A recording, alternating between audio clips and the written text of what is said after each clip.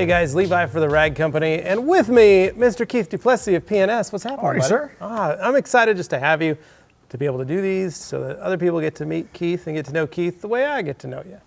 We'll look like we may have some opportunities to do a lot of these. I'm very excited now that Keith is a lot closer to us and hop, skip, and a jump away. Yep, just down the gorge in Portland, Oregon. So yeah, it'd be great. It'll be nice. And so hopefully you get to see a lot more. We'll get him on the podcast in the future.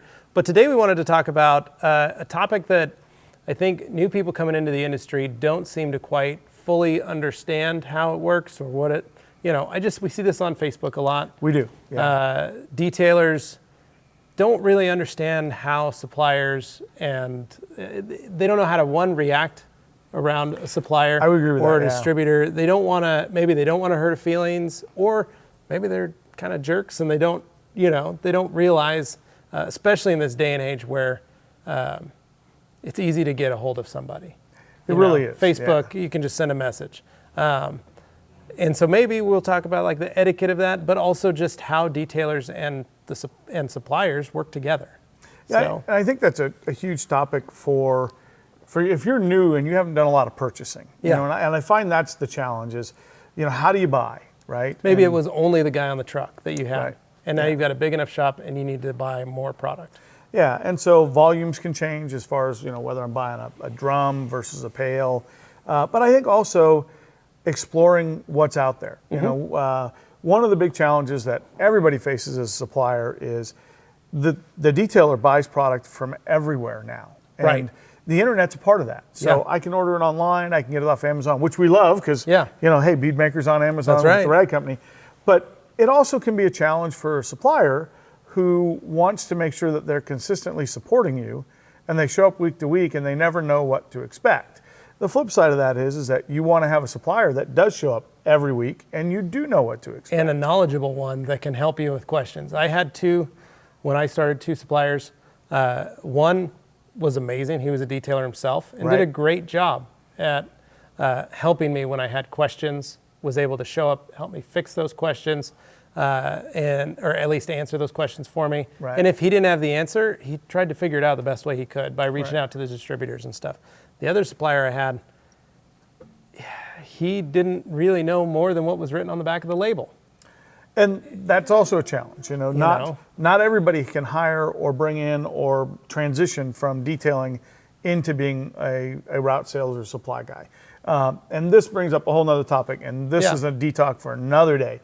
But we really should talk about when the detailer decides they want to get into being a supplier. That's a whole nother topic. That's a great topic. Keep that one in the memory bank. Check that one when I come back in December. We'll do that one. But it is a challenge for both of you, and I say that it really should be a partnership.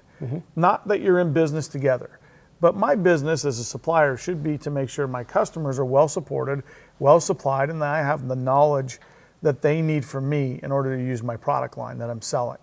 The flip side of that is that the detailer should be a good purchaser. So pay your bill on time, order consistently, and give me a heads up if something needs to change. Not every product that everybody sells hits the mark for everyone. Right. So it's okay if I walk in and you don't want to tell me that you don't like my wheel cleaner. Yeah. Tell me that. Oftentimes it's just a communication thing. Right. Well, I got 9 other wheel cleaners. We can help you. Or I completely get it. Let me see if I can find something else. We want to try and find a solution for you as a supplier. On the other side of that fence, the detailer also needs to have a little bit of control of the relationship. You ran a shop. Yep. Who dealt with the supplier, you or your staff? I did. Right. And why is that? Because if you had your staff do it, every guy will get a different kind of wax or a different kind of product, and pretty soon you turn around, there's 9 gallons of wax on your shelf. Right, yeah. And as a supplier, I should be a good supplier and not do that to you. Yeah, if I wasn't going to be there, I gave the job to my assistant manager and said, hey, make sure you get this, this, and this. And he'd go, do you mind if I see if he's got anything new? I've been wanting to ask him about this question. And I'd say, yeah, of course, go for it. Find out. Try and get a free sample. Don't just add it. I'm not ready to pay for, a gallon of a product to try. Right. I want to try and I'm keeping up because, the employee doesn't know Right. That maybe you're on a payment plan and you're working and you've already bought a bunch of polishers and maybe a shampooer, and there's a big bill that you're trying to knock down. And if that employee buys an extra $100 or $200 worth of stuff that you weren't planning on using or needing, it behooves you to at least let your guys know. Right. And also so that you're, as a supplier, you come in and you don't know what they're doing. Well, and the worst part is then as a supplier, you feel like a heel because you sold somebody who you thought was authorized to go ahead and make selections, a bunch of product, and then I show up the next week and Levi's like, hey, Keith, what's up with this? Can you take this back? And you're in a bad spot, he's in a bad spot, so it's not a real comfortable position. I guess the thing I would say is have a relationship and be able to have a conversation with your supplying rep. And not just a supplying rep, but the supplying companies. So that's true. Let's say you're calling the rag company for towel questions or issues. We're totally fine to answer those questions. Yep. The things that I'm just going to say this, that bother me is when we have customers who call to complain about a problem with the towel, but they didn't buy it from us. They bought it from, let's just say, another distributor that we sell it to. They call us about the issue. We then have to reach out to that distributor and go, did you talk to them? Did you contact them? Did they bring this? Because if that's an issue, and let's say our distributor was the one that dropped the ball, our distributor was the one that didn't want to refund them or didn't want to have that, then that's on us to fix it. But it's also on us to look at the distributor and go, what are you guys doing that's not in the rag company's best interest? Well, or the other part of it is maybe they just didn't even approach their distributor at all. That's exactly right. And that's worse because... And 90% of the time, that's what it is. They never reached out. And I get it. You think that I'm going to deal direct with the guy who built the towel or the polisher or the chemical, whatever it is. But if you got it through your distributor, most distributors that are reputable will take a product back if there's a defect or a failure, and they'll make it right or they'll make the attempt to make it right. Right. If you don't approach them, you don't know. And having a relationship where you can have honest conversations and I didn't like that product or something was wonky here. If you can't have those conversations with your distributor, that puts you in a negative spot as an operator because now you've basically given up one avenue to recourse to solve problems. Right. And we never want to see our customers, end users for P&S, end users for the rag company, in that position.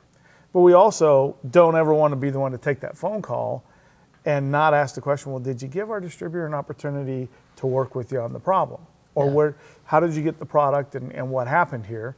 And it could be the product is ours and it is defective and we need to deal with it. But going through the distributor is the right answer because they're the ones who are servicing your account. Yeah. And they also have more of a relationship with you. They know you. They know how you use the towel.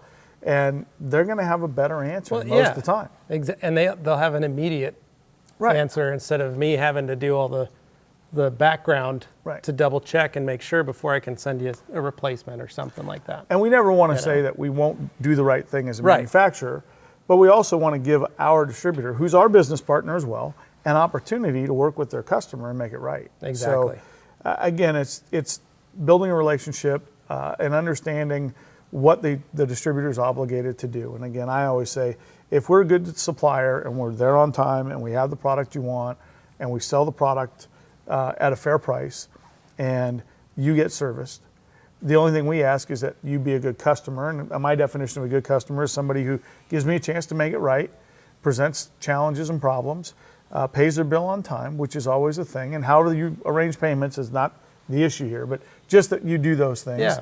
And that when you need something, give me a chance. I know I'm not the whatever brand product distributor that sells that, but give me a chance to bring you something that I think will work with you for your need. Exactly. And if we can do those two things together, I think we're in great shape. I've never believed really in contracts between suppliers and customers because once we start looking at contracts, our relationship's kind of over anyway. Yeah. We should both be honorable folks, and not everybody is in business around the world. We know that, but if you can strive for those relationships and find those partners, you found a right partner. And they may not have absolutely everything you want or the widget that is the brand you're after. But in the long run, the relationship, the service, and the quality of your outcomes with them will be far superior when you have that kind of setup. Exactly, and that's what it's all about, is just being a friend and treating them as a partner. Yes, that's it. Like, absolutely. they're there to help you in your business. And whether it's an online company, whether it's, we try to strive to help our customers. And if you buy from our website, we're going to help you with customer service.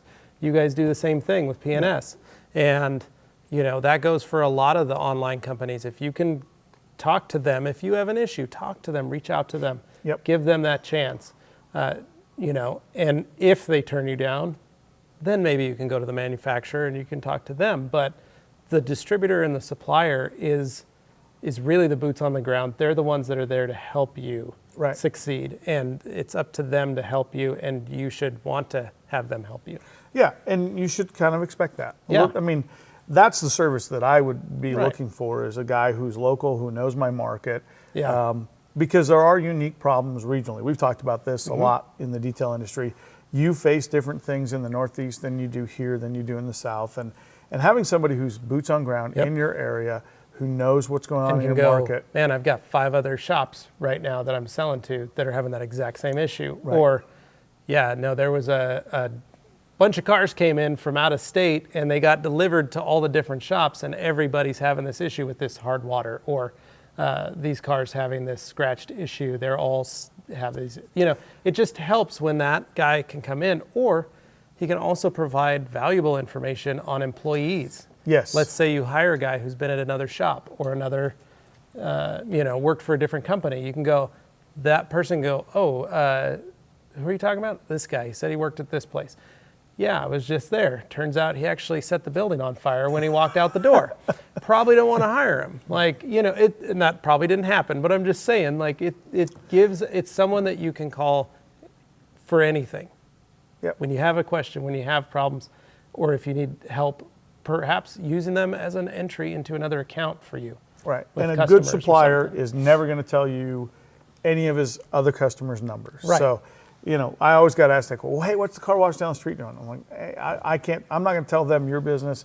I kind of know, because that's part of my job as a rep, to know those things for use rates. But, we're not going to do that. Reputable distributors shouldn't do that, won't do that.